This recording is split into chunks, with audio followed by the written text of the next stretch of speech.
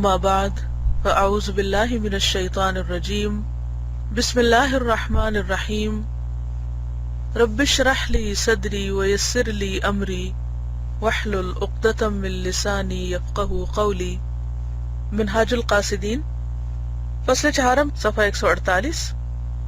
رزق حلال۔ معلوم ہونا چاہیے کہ حلال کا طلب کرنا ہر مسلمان پر فرض ہے۔ وہ دعا بھی سکھائے گی نا، اللہم اکفنا بحلالک عن حرامک واغننا بفضلک عمن سواک۔ بہت سے جاہل دعویٰ کرتے ہیں کہ حلال تو ہے ہی نہیں، یعنی ہر چیز میں حرام ہے۔ حلال تو صرف دریائے فرات کا پانی یا گھاس اور سبزی وغیرہ کچھ چیزیں ہیں۔ ان کو معاملات فاسدہ نے بگاڑ دیا ہے۔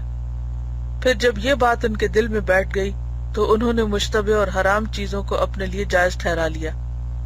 یہ جہالت اور نادانی کی وجہ سے ہے۔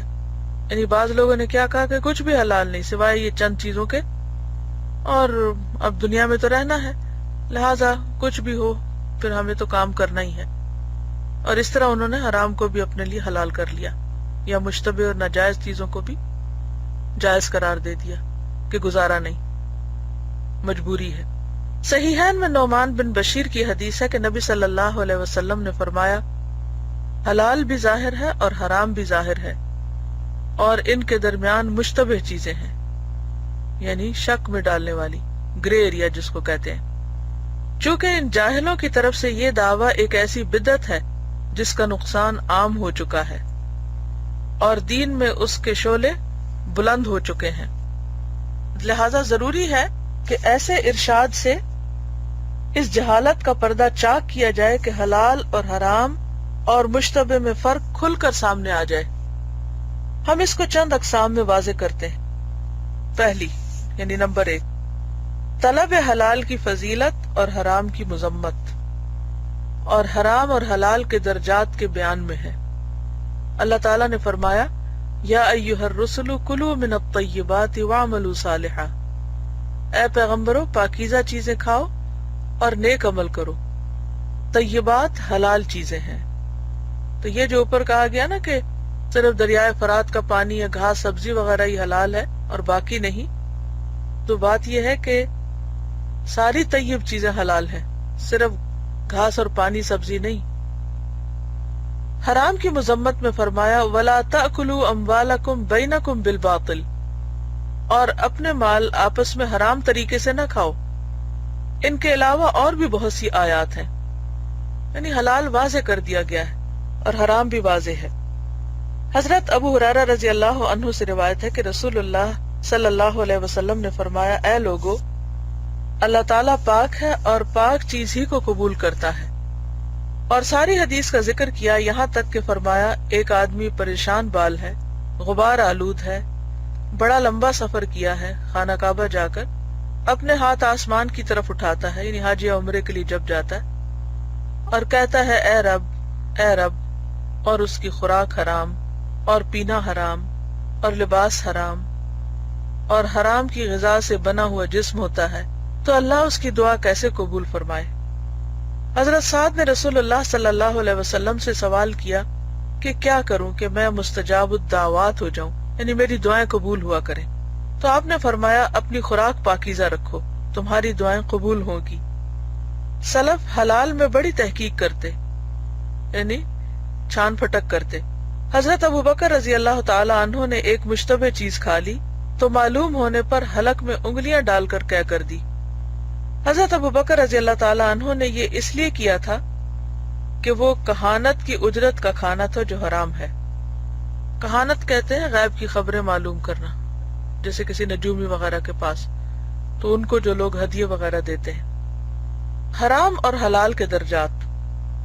معلوم ہونا چاہیے کہ حلال سب پاک ہے، لیکن بعض چیزیں بعض سے زیادہ پاک ہیں، یعنی ان میں درجات ہیں، اور حرام سب گندا ہے، چاہے دیکھنے میں وہ صاف ہی کیوں نہ نظر آتا ہو، لیکن بعض چیزیں بعض سے زیادہ گندی ہیں، یعنی ان کے درجے ہیں۔ جیسا کہ طبیب حکم لگاتا ہے کہ ہر میٹھی چیز گرم ہوتی ہے، لیکن وہ کہتا ہے کہ یہ پہلے درجے میں گرم ہے، اور یہ دوسرے درجے میں، اور یہ تیسرے میں، اور یہ چوتھے میں۔ اسی طرح گندی چیزیں جو ہیں یا حرام چیزیں جو ہیں ان میں بھی درجات ہوتے ہیں۔ یعنی لیول ہوتے ہیں ان کے. حرام میں اس کی مثال بیع فاسد سے حاصل کیا ہوا مال ہے، ناجائز تجارت. یہ حرام ہے لیکن یہ اس درجے کا حرام نہیں جس درجے کی زبردستی چھینی ہوئی چیز حرام ہے، کیونکہ اس میں دوسرے کو ایذا دینا بھی شامل ہے اور کمانے میں شریعت کی راہ کو چھوڑنا بھی ہے. جبکہ بیع فاسد میں صرف یہ گناہ ہے کہ اس نے عبادت کا طریقہ ترک کیا. اسی طرح وہ چیز جو زبردستی کسی فقیر یا نیک آدمی یا یتیم سے چھینی جائے زیادہ حرام اور گندی ہے بنسبت اس چیز کے جو کسی طاقتور یا غنی یا فاسق سے چھینی جائے. جیسے باقی برائیوں میں بھی آتا ہے نا کہ جیسے زنا جو ہے وہ حرام ہے، لیکن اگر کوئی اپنی پڑوسی کی بیوی سے زنا کرتا ہے تو وہ زیادہ بڑا جرم ہے.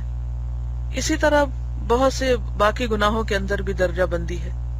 تو بنیادی طور پر یہ ہے کہ حلال اور حرام میں، یعنی اس چیپٹر میں جو بات سمجھائی گئی ہے وہ یہ کہ حلال اور حرام میں فرق ہے، دونوں کو اللہ نے واضح کر دیا ہے، لہٰذا اس میں انتہائی رویوں سے پرہیز کرنا چاہیے. ہمیں حلال کو حرام یا حرام کو حلال بنانے کی اجازت نہیں، لیکن ان دو کے بیچ میں کچھ چیزیں ایسی ہیں کہ جو مشکوک کے درجے میں ہیں، ان سے انسان کو پرہیز کرنا چاہیے.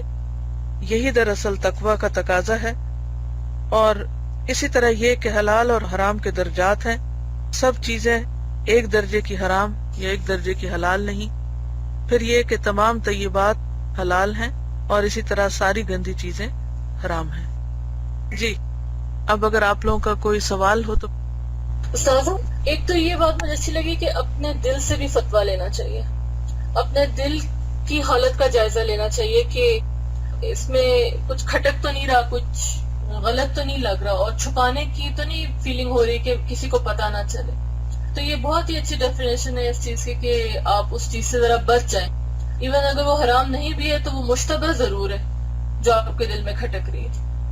اور دوسری بات اسی سے ریلیٹڈ یہ ہے کہ دل میں بھی وہ بات کھٹکے گی نا جب آپ اپنے دل کو پہلے اس کے لیے تیار کریں کہ وہ اچھے اور برے میں تمیز کر سکے. علم کو غور سے حاصل کرنا، جب آپ پڑھا رہی ہیں اس کو غور سے سننا، ساتھ ساتھ نوٹس لینے، جو بات بک میں نہیں لکھی ہو اس کو جلدی سے نوٹ ڈاؤن کر لینا جو آپ بتا رہی ہیں، اور کسی بھی چیز کو لائٹلی نہیں بلکہ ہر چیز کو سیکھنے کے نیت سے ہو، تبھی ہمارے دل کی آنکھیں کھلیں گی. مطلب یہ بات میں اپنے لیے بھی سوچ رہی ہوں اور باقی سب اسٹوڈنٹس کے لیے بھی کہ صرف ریلیکس ہو کے بیٹھنا اس کلاس کا مقصد نہیں ہے بلکہ اپنے دل کی آنکھ کو کھلنا ہے. تو جزاک اللہ خیر استاذہ، آپ نے اتنا اچھا اس کو ایکسپلین کیا، مجھے تو بہت ہی زیادہ آج میرا اس چیز پہ ہوا کہ ہر چیز کو ایز اٹ از نہیں لینا چاہیے بلکہ اس کو سوچنا چاہیے کہ یہ پھر کس طرح اپلیکیبل ہوگا. کیونکہ صرف ڈائریکٹلی کہہ دینا یہ چیز حرام ہے، یہ بھی حرام ہے، یہ بھی حرام ہے، وہی چیز پہ دیکھیں کہ کتنا اچھا انہوں نے وہ اینڈ پہ وہ کیا ہے کہ جب لوگ یہ سمجھتے ہیں کہ اسلام میں ہر چیز ہی حرام ہے اور کوئی حلال اپرچونٹی یا کوئی حلال جائز کوئی چیز ہے ہی نہیں، تو پھر وہ کہتے ہیں اس دین کا کیا فائدہ ہے، پھر بس سب چیزوں کو اپنے اوپر حلال کر لو چاہے وہ جتنی مرضی حرام ہو. جیسے پردے کے بارے میں کچھ خواتین سے اگر بات ہو نا تو وہ کہتی ہیں کہ پردہ تو پھر یہ ہے کہ وہ ان کا غلط فہمی ہے، وہ سمجھتی ہیں کہ بالکل پھر باہر ہی نہ نکلیں اور کچھ بھی کسی کے سامنے بھی نہ جائیں، کسی سے بات بھی نہ کریں، آواز کا بھی پردہ ہے، یہ بھی پردہ ہے، تو پھر یہ سارے تو ہو نہیں سکتے، اس لیے پھر ہم بالکل ہی کھلے نکل رہے ہیں. تو اس میں ہماری بھی ذمہ داری ہے کہ ظاہر ہم بھی دین کو ایسا پورٹری کریں کہ لوگوں کی غلط فہمیاں دور ہوں. اس میں جو آپ کی بات کے بعد مجھے ایک اور بات ذہن میں آ رہی ہے وہ یہ ہے کہ چیزوں کو بعض اوقات جیسے ابھی یہ مثالیں دی گئی ہیں نا کہ زیور بنانا یا چند اور پیشوں کا نام لیا گیا ہے کہ یہ مکروہ ہے. اب اگر کوئی شخص یہی سمجھ کے کہ یہ مکروہ کام ہے اور ہر ایک کو اٹھ کے فتویٰ دینا شروع کر دے اور یہ کہے کہ جتنے بھی لوگ زیور کا کام کرتے ہیں، یہ کسی کا شوہر کرتا ہے، یہ بھائی کرتا ہے، یہ بیٹا کرتا ہے، تو کہے کہ تمہاری آمدنی مجھ پہ حرام ہے کہ تم مکروہ کام کرتے ہو تم. تو بات یہ ہے کہ بہت سی چیزیں کانٹیکسٹ میں بھی لی جانی چاہیے اور آؤٹ آف کانٹیکسٹ چیزوں کو لے کر ان کو جنرلائز کر کے لوگوں کے سامنے پیش کرنا بھی لوگوں کو دین سے اوفینڈ کرتا ہے.